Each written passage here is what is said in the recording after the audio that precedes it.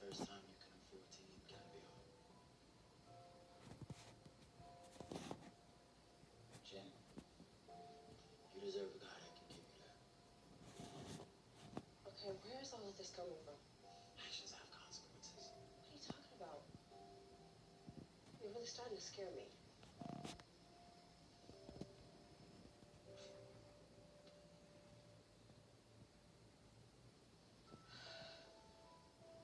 He's not gonna stop. Not until I kill Reverend Holt or until he kills me. But I can't. I don't want to be like him. Then don't be. My dad says, when there's a problem, you just need to focus on finding a solution. So that's what we're gonna do. We're gonna focus and figure this out together. Can you buy some time? I don't know. Maybe.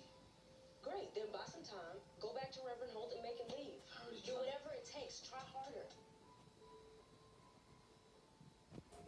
And then you'll leave.